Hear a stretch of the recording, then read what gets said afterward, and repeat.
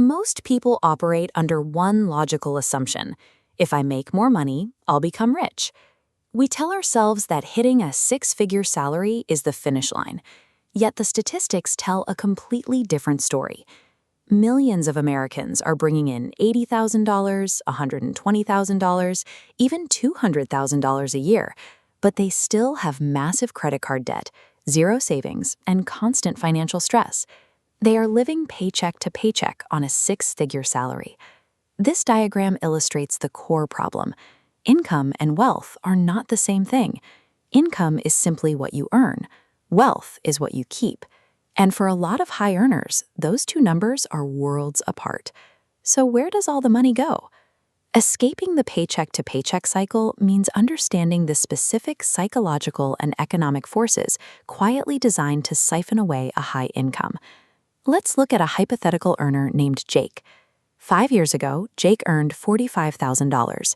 He drove a used Honda, rented a small apartment, and cooked meals at home.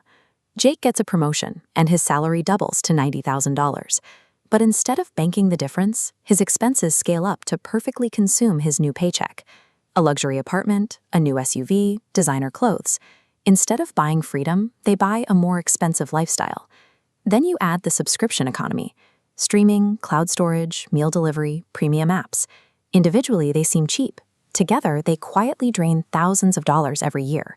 Small leaks sink big ships. These internal spending habits and a creeping sense of entitlement form the first, most visible layer of the high-income trap. But even without lifestyle inflation, external economic forces demand a massive cut.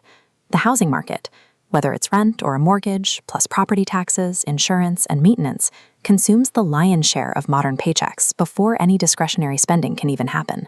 Then comes systemic inflation. It acts as an invisible tax, quietly eroding the purchasing power of your raises.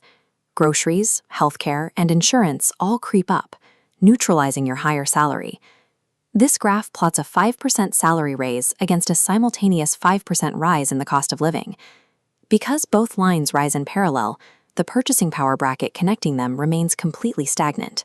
You make more dollars, but you can't buy more things.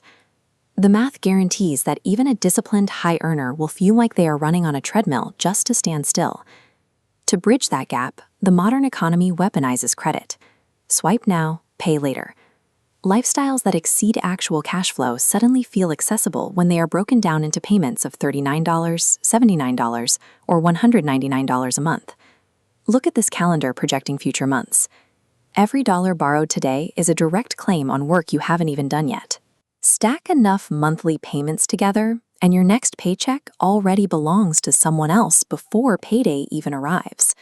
High earners fall into this because of a systemic gap in education. While schools focus on algebra and history, they rarely address the mechanics of taxes, compound interest, or investing. You spend decades learning how to earn money without ever learning how money itself grows. Ultimately, high earners are drained because they operate inside an economy optimized for continuous consumption and lack the foundational education required to defend their wealth. This creates a strict behavioral divide. Most people default to spending their income on liabilities. However, wealthy people focus on purchasing assets. Assets generate their own future income. In this cyclical flowchart, income buys an asset, looping right back to generate more income. Average earners take path A, buying a car, ending in depreciation. Investors take path B, buying another income-producing asset, keeping the cycle alive. One path increases expenses, the other increases future cash flow. That is the entire difference between looking rich and actually becoming rich. So how do you beat the system?